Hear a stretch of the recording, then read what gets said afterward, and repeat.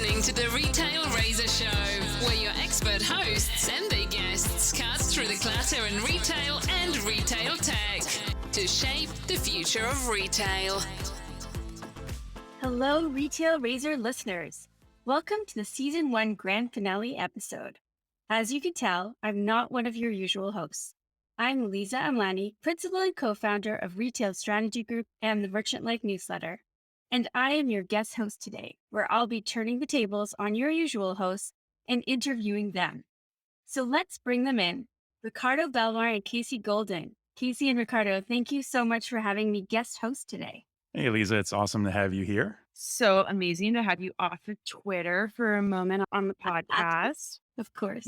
We're changing it up a little bit. So how does it feel being on the other side of the mic today? It's a little different. Somehow it doesn't feel like being a guest on somebody else's podcast. So it's a little bit strange, but this was one of our most popular topics. So that's let's true. See how it yeah, goes. that's true. I mean, I would kind of say the same thing. It's a little weird not being the one asking the questions like we usually do on the show. But this will be fun. This will be something different. And you're totally right. It doesn't feel the same as being a guest on somebody else's podcast. So this will be an interesting one this time around. Well, I'm excited to get you guys in the hot seat. So let's dive in. First, I'm going to run through the top 10 predictions you guys made in episode 4, and we'll consider this a mid-year check-in. And just because I want to keep you guys on your toes, because that's how I roll, I'm going to keep score on whose predictions are performing better. Nothing like a little competition to mix things up. Well, this could get ugly then. Casey's so super competitive. It's a good thing we're all remote and there's no risks of things being thrown around the room.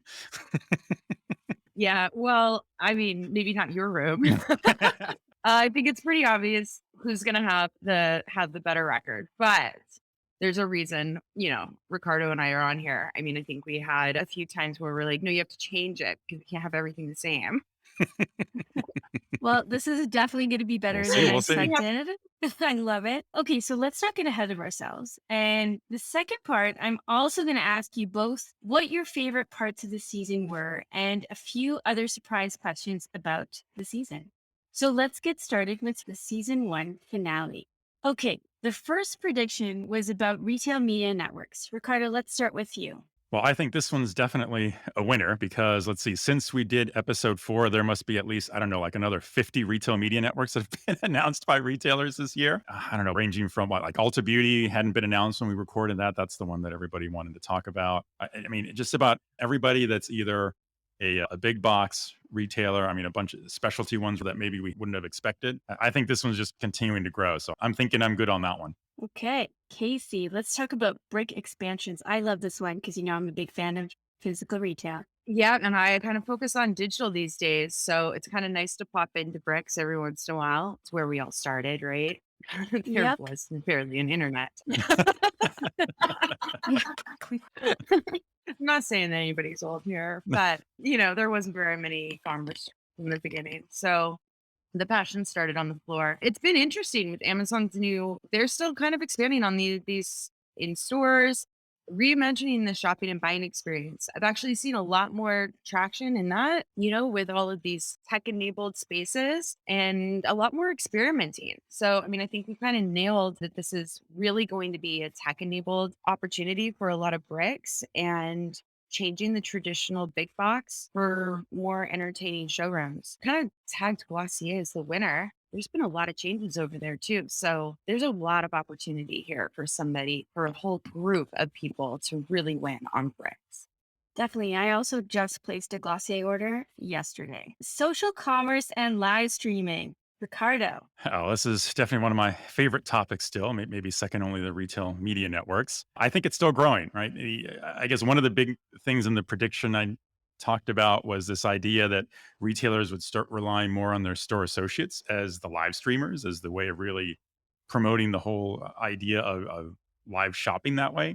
And I think overall, this one's still building momentum and gaining steam. All the social media networks are certainly still putting out more features. Twitter added new shopping capabilities, which maybe we wouldn't have expected Twitter to do. In episode 12, we even talked about Pinterest and their new capabilities. So I think there's a lot happening there. And if anything maybe hasn't come true yet, but I'm going to still hold out hope here for later in the year, is when we start seeing more frontline store associates doing the live streams. And maybe that's picking up steam, I think, in more of a one-to-one kind of shopping experience versus a one-to-many. But I still think that we're going to see that. I just think it's a natural extension. And we might see it first coming from smaller retailers, I think, because it's easier for them to be more nimble with that and get somebody recording and going live. Whereas big retailers are just naturally have this motion where they're going to want to go big and have big production values and bring in lots of equipment. And that's going to slow them down a bit. But I think we'll still see it happen. Yeah, I think so Yeah, I too. mean, I put a lot of emphasis on TikTok commerce because I've been watching that beta program since Yeah. Yeah. in Asia.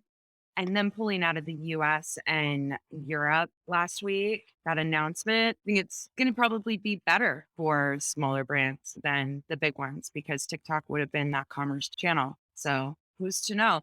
Yeah, I think there's still plenty of startups coming up too that I see focusing on live streaming. So if I was going to add something, it would be how things turn out between the big social media platforms versus these dedicated live stream platforms that are mostly driven by startups, and how retailers are going to adopt one versus the other. And maybe we'll see them do both because it just kind of makes sense to have one off your own website and not totally rely on, a Facebook channel. Oh, for sure. When we were at the Retail Innovation Show, I think Coresight had partnered with a live streaming platform, which was super interesting, but I feel like they weren't retailers. So it'd be interesting to see when retailers actually merge with live streamers and partner together to have the best customer experience. Casey, personal shopping. I love this one. Well, I'm biased. Of So course. brownie points here. Customer expectations, I mean, I thought that they were high during the pandemic. They're almost unachievable at the moment. Shoppers are no longer content with that simple transactional purchase outside of like commodity goods. And we saw a lot of innovation with the associate led shopping and it went big. But I think that there's like a lot of rebuilds when it comes down to the tech on actually operationalizing and really bringing that in-store experience online and working with customers remotely. We've seen a lot of brands building out specific dedicated frontline staff teams, but putting them online and building virtual teams to really have, that trusted product expert or that sales associate being able to just help them shop and build that relationship. I'm still betting that we're going to see a lot more of it. I think So so much too. opportunity with yeah, I mean, we have to alleviate all of the mundane tasks that these sales associates have to deal with in order to manage these customers and make sure that they don't lose their jobs. The sheer volume of online traffic and then trying to provide a personal shopping experience. I think everybody said that it was this personal shopping shop with a stylist. It's going into clienteling and that's going to be new platforms. It's working. So I think it's really exciting to see the brands put this talent at the forefront of the narrative and start giving them software. I love that you brought up clienteling because I started on the shop floor and I definitely had a book that I used to, bring to Harrods. That's where I worked in one of my store roles. And that book went everywhere with me. And that was my clienteling software. It was manual pen and paper. And technology would definitely change the game. Ricardo, let's talk about the shopper experience. Yeah, I think technology and in-store experience. I mean, they're continuing down that march to converge and bring in more and more things into the store. We've got this year more examples of computer vision and AI. Just look at Amazon's new style store and what they're doing there. Some people like it, some not so much. But I think the point is we're seeing more and more experiments and more attempts to try things out. I think I mentioned when we first talked about this, we talked a little more about where AR and VR platform is going to play in store. I don't think we've seen as much with that, although, I mean, I think there's more AR things happening. I'm seeing more and more things happening around trying to improve fit in apparel. It's always a challenge there. But to me, this is all about finding more and more technology in the store, but not in the way of the shopping experience, which makes it so much of a better experience. And that we have people wanting to do more shopping in store. Right now, we've gotten past this idea that online was just going to totally shut down physical experiences, and we're seeing that we're back to the norm there for the most part. I think we'll just see more and more cashierless checkout, more shelf scanning types of technologies, whether it's robots or IoT sensors. We're going to see more and more scan and go. So I think this one's moving along. Maybe not as fast as I would have expected at the beginning of the year when we talked about it, but that to me has more to do with retailers wanting to be cautious about some of these investments versus desire to do them at all. So I think it's all still happening. Casey, buy now, pay later. Oh, it gets hotter than the bubble bursts. I'm a big believer in don't spend more than you have, but regulators are there. They're coming. Regulators, all I hear is Warren G. I love it. Now I have Warren G in my head. Good song though. I know, right? We should all have Warren G in our I head. know. God, good times, good times.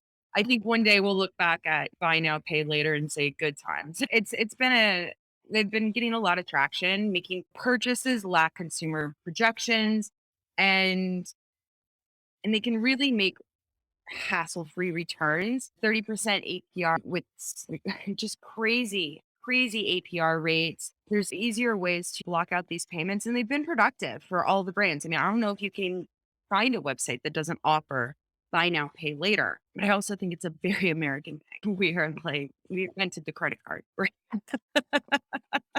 Say no more. So whether or not it's consumer, right? So whether or not it's good for the consumer, it's been really good for businesses. But I think that there's going to be a little bit more regulation and consumer protections on it to really make sure that when you make a purchase for $300, it's not going to cost you $3,000, because there's been some more predatory behavior in this space. But Klarna has really stepped up their game and providing really interesting product discovery in their app, rewards programs, and they recently just bought Hero, which was a personal shopping app. So they're offering, just looking at the customer journey from start to finish, and trying to set themselves up to be more than just a payment system, or at least feel like it, right? Yeah. So I think the competition is going to get tough here, and they're going to have to be more interesting to branch out from the regulation, I think. Acquired or merge or combine. I mean, something's going to happen. I don't think it's going to keep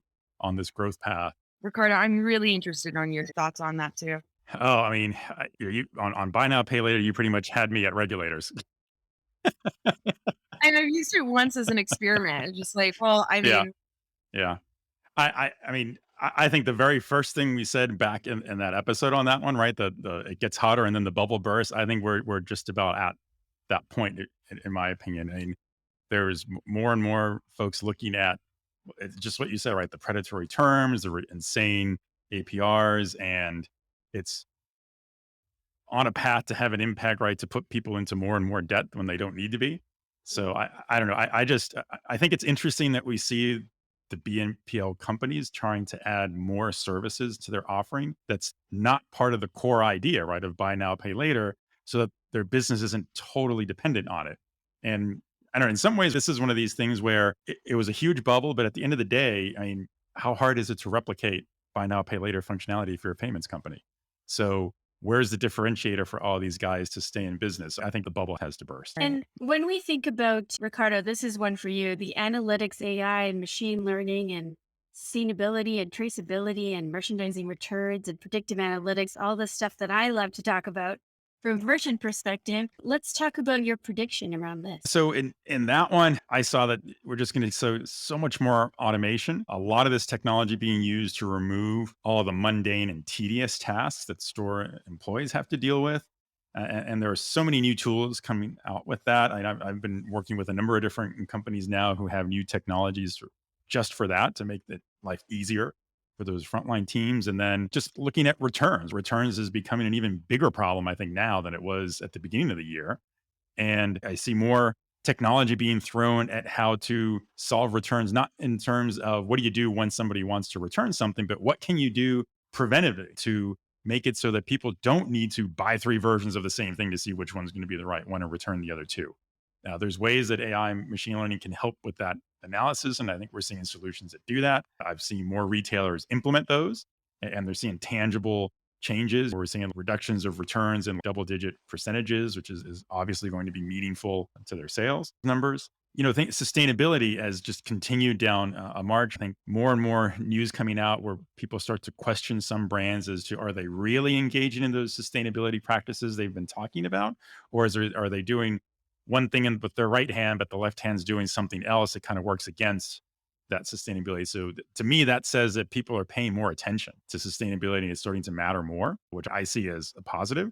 And again, I think this is one where without technology, none of the brands are going to be able to solve this in a meaningful enough way that's going to accomplish a dual purpose goal, which is to demonstrate to their customers that they are engaging in sustainable practices, but at the same time, not do it in a manner that's going to make their costs skyrocket and make them unprofitable. So I think that's still happening. So I think that's on a good march. Predictive analytics. I mean, I'm always still surprised when you see retailers show you that, they're still doing their forecasting on a spreadsheet in Excel versus using something more, more appropriately, let's say, sized for their business that allows them to leverage AI in a better way. And I mean, yes, during the pandemic, all these systems tended to create more problems and solutions because nobody, let's face it, could have the right model that was going to predict what was going to be a shortage and factor in the supply chain challenges and all that. But now those models are starting to get worked in. And now some of the companies I've been working with are finding that the real reason those solutions led them down the wrong path is because the people that were reading the results were taking different actions than they probably should have been. So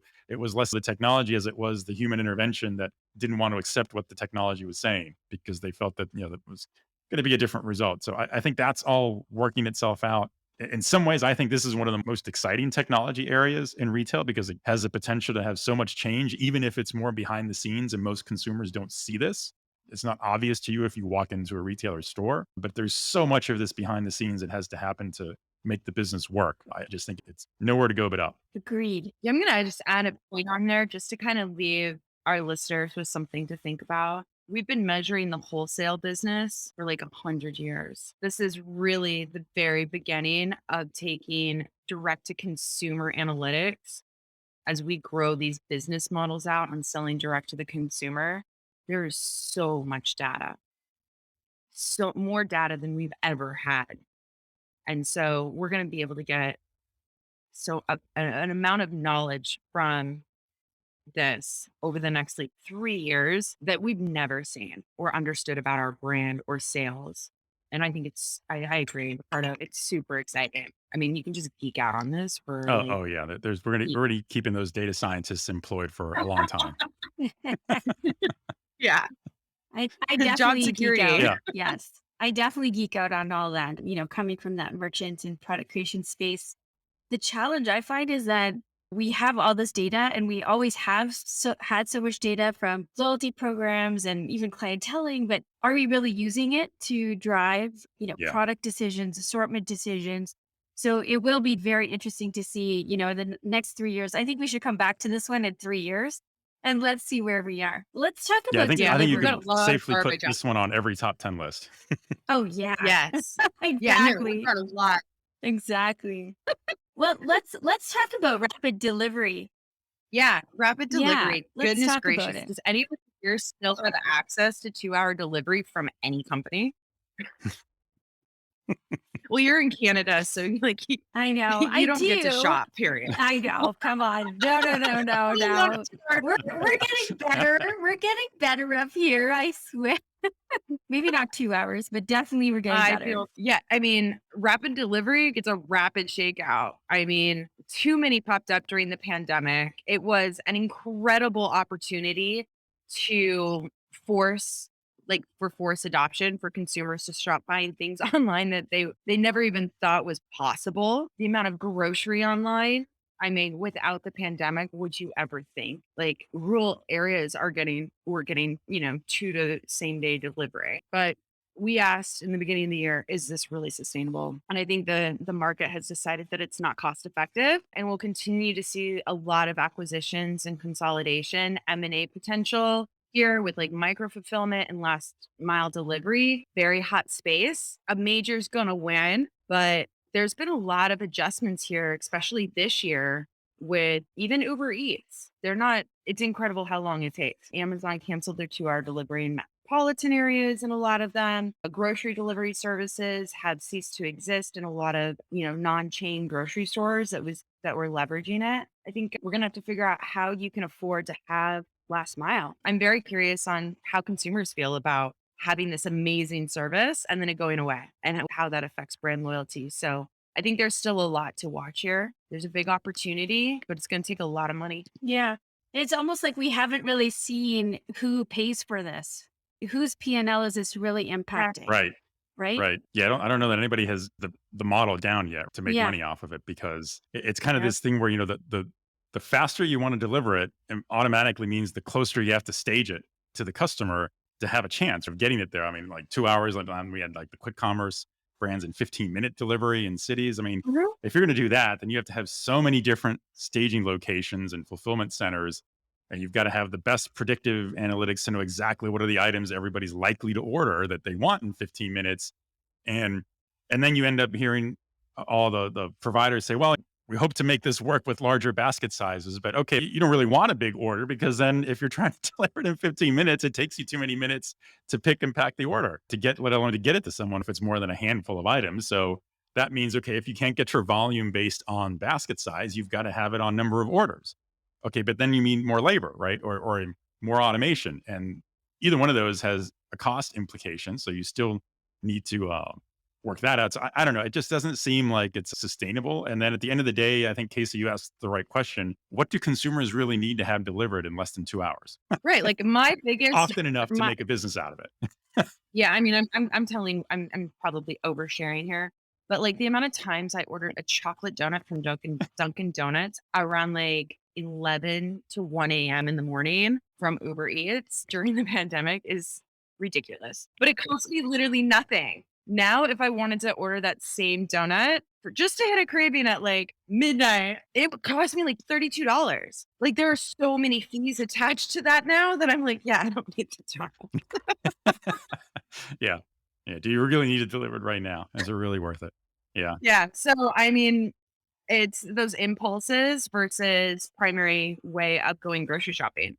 So I think that there's the volume has definitely adjusted the purpose of what people are buying, the basket size, and then people are out and about, and it's much easier to swing by the grocery store on your way home. Exactly. So that just takes your volume away from your pricing. Yeah. And speaking of pricing and volume, I'm not sure if this is a segue, but Ricardo, we're almost done. We're at number 9, low code revolution. Tell us more. Yeah, so I kind of hang my head on this one as the hidden secret that lets retailers figure out how to do things that used to take them 6 months and do it in 6 weeks. Because you can't wait for an army of your in-house developers to come up with a brand new system for you for any task like you used to pre-pandemic. Now you need things done right away, and you want to build into the schedule how often you're going to iterate on that solution to make it better and better. And if there's any technology that makes that doable, it's everything around low code technologies where you're visually building applications, creating reports and dashboards to keep everybody informed. If I just go by what I hear from my Microsoft colleagues who are doing these deployments with customers, it's like every single opportunity they have involves some kind of low code technology aspect. Most of the partners that I work with all have some sort of an implementation in their solution that lets a retailer customize something via a visual kind of development platform. So I'm beginning to feel like there isn't any technology that's going to be put in front of a retailer that doesn't have a low code design component to it just to make life easier for the retailer and to gain adoption. Casey, number 10. This is our last one, everyone. Web3, metaverse, crypto, NFTs. I don't think you know anything about this space, right? Casey, you actually teach me a lot. I'll tell you Does that. anybody? Like, really? Does anybody? I mean, I think I've every conversation I've ever been on is like, well, I'm not an expert. I'm like, come on, none of us are. Like, we're all learning together. Prepare for some whiplash. It's getting interesting, and Web3 is here to stay. It's not just one thing. We've got an incredibly passionate creator community, and consumers are curious, and we're getting a pretty rapid adoption rate and adding a lot of payment opportunities for commerce and making this bridge. Commerce is going to drive this space to turn it into something that's here to last. Biggest challenges are going to be around data interoperability. Retail is famous for silos, and Web3 developers are staying aligned with that methodology. So hopefully we can all break that down. And a lot of companies, thousands of companies have come together to create standards for Web3, from file sizes to ethics. So I think that that's really exciting. I've never seen companies come together quite like this so fast in a market to say, we want this to stay. We need to work together. Let's not compete. So that's pretty interesting. And brands are experimenting. brands that typically do not experiment, period, are experimenting, and they are supporting very large global initiatives to accept crypto at their stores, to launch NFTs and collaborate with content creators or artists that are not in-house, which is another really great opportunity that's just rare. So I want to see a lot more brands build community and really see what they can turn this space into. It's not going anywhere. I can say that. It's definitely not going anywhere. I think it could make all of our predictions in some way. There's probably some piece that could be innovated by using some piece of Web3 and make our lives a little bit easier and a little bit more enjoyable. From the consumer to the brand, there's an opportunity here. But the brands are going to have to experiment to figure out what piece is going to be the way that they roll it out. So I'm excited about the space. Take it slow.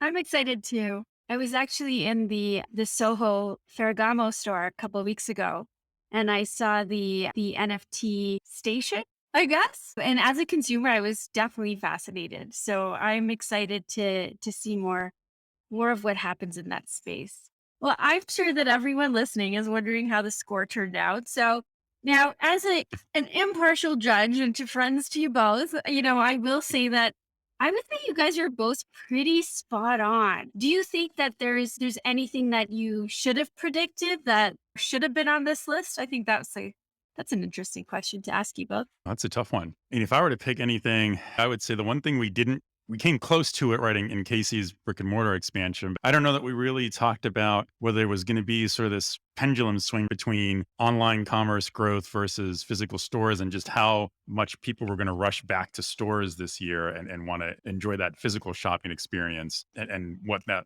implication was towards the trends of the last 2 years where e-commerce was just going to take over everything, which isn't to say that it's still, moving ahead. It's not like it's going to contract. It's going to keep growing, just that the pace is back to normal. So maybe that's one that we didn't talk about, that we could have gone a step further maybe in that one prediction.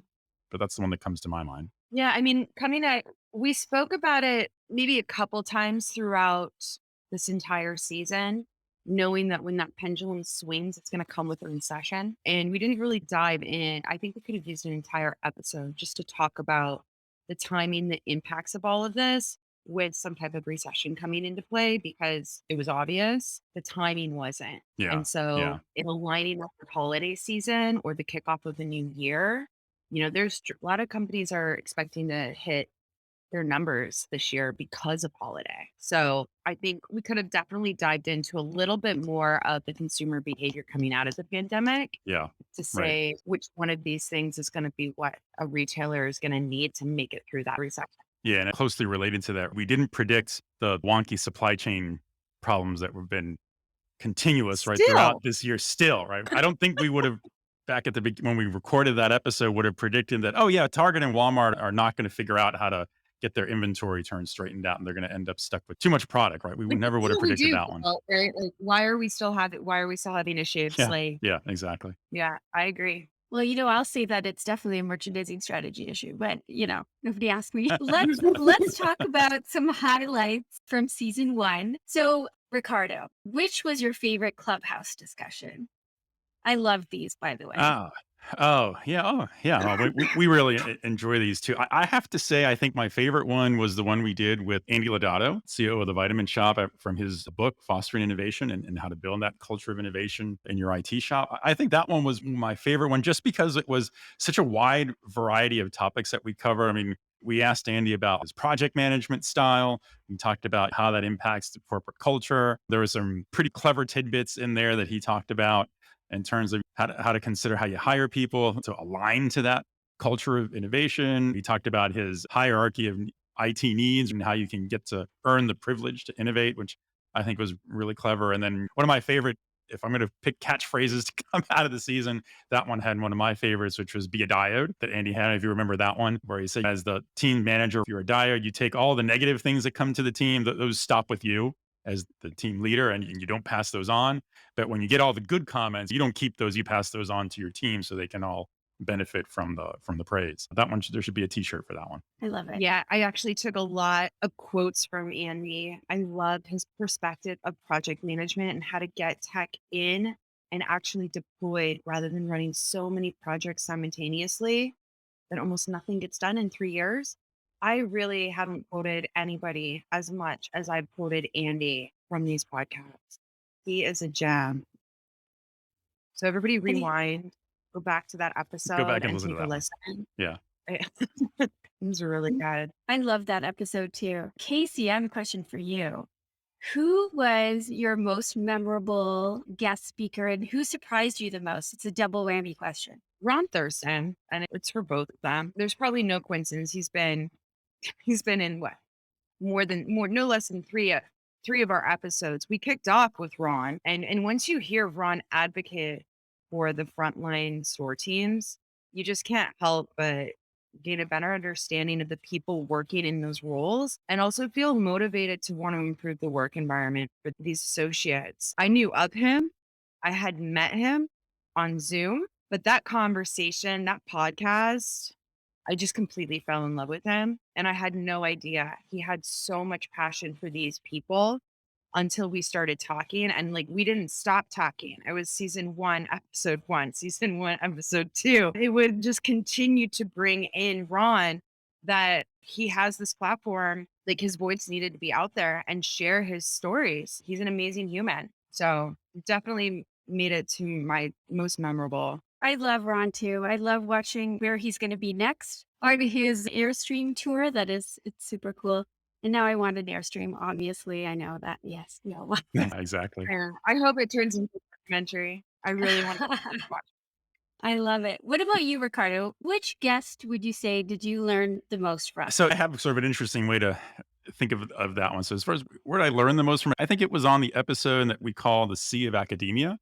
We actually had a couple guests there, and big shocker, Ron was one of those guests on that episode too. But we also had Gautham Vadakkepatt, who's the director of the Center for Retail Transformation at George Mason University. And I think that was the one where I learned the most from, because it had a very different view that I think all of us that talk about retail all the time, we don't often talk about the educational aspect of it and how that plays a role in creating the next generation of retail leaders.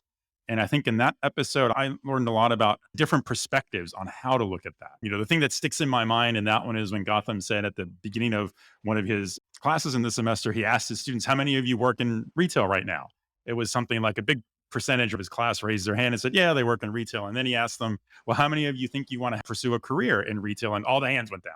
None of them wanted to. But then by the end of his class, when he brought in a series of guest speakers to talk about different career journeys in retail and different areas that you can work in the industry, when he asked the question again at the end, at least half those hands came back up. People finally realized, oh, there really is something interesting. It's not just what they thought was a harsh experience, I guess, working in those stores. And to me, it kind of ties together what Casey was just saying about the episodes we did with Ron and advocating for those frontline store teams. And this kind of gives a different spin to it. So I came away learning a lot from that one, and how there's an opportunity to influence those future generation of retail leaders through those educational programs and through those university programs that they're going through, to get them to come up with a different new perspective on the industry, which I think oftentimes people in retail get stuck in their ways and they're just used to doing things a certain way. And you need that new set of ideas to change things up.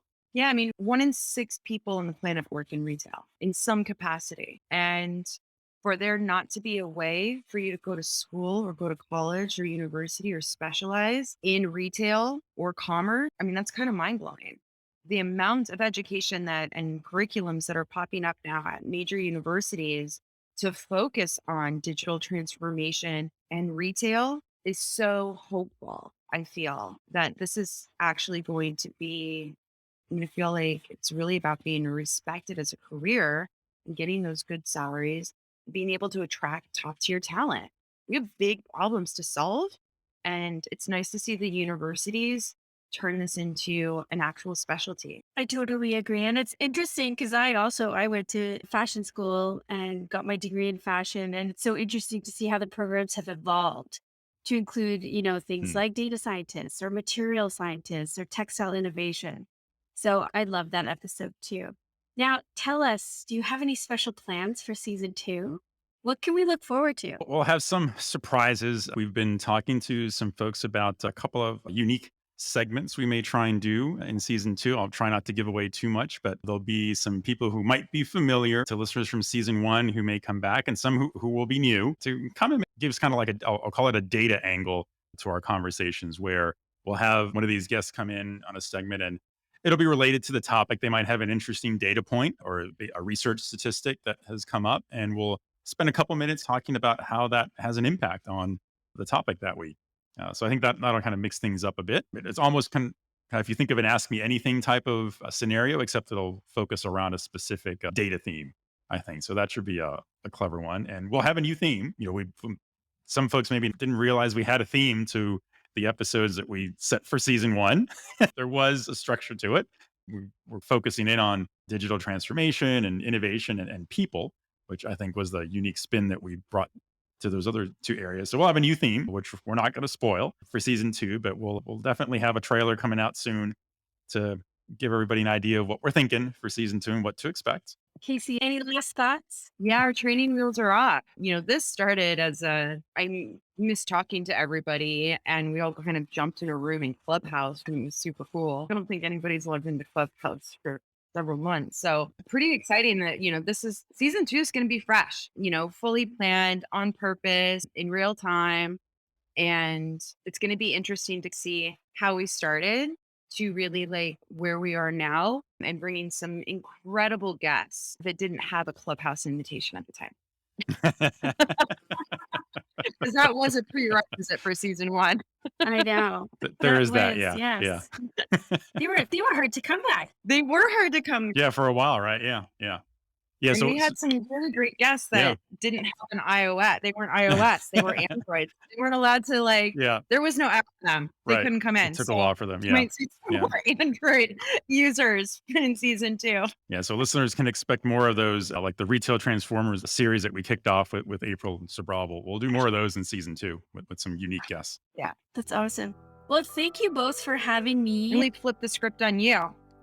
Oh, yeah, you should. I'd love that. But thank you so much for having me and allowing me to put you guys in the hot seat, because, I love that. And I can't wait to do this again. Yeah, I can't wait to have you come back on the show with us, Liza. I will talk about all things merchandising and the retail silos. We need to break those down. Oh, yeah. Break those silos. That's right. Break those silos. They're going to crash. Yep. It will happen. That's right. So, Casey, I think that means we're ready to wrap this one. It's a full wrap. Goodbye to season 1. And season 2 awaits.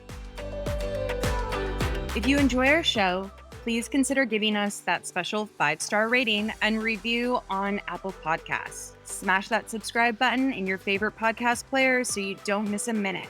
Want to know more about what we talked about today? Take a look at the show notes for handy links and more deets. I'm your co-host, Casey Golden. And if you'd like to learn more about us, follow us on Twitter at KCC Golden and Ricardo_Belmar, or find us on LinkedIn. Be sure and follow the show on LinkedIn and on Twitter at Retail Razor, and on our YouTube channel for videos of each episode and some bonus content. I'm your host, Ricardo Belmar. Thanks for joining us.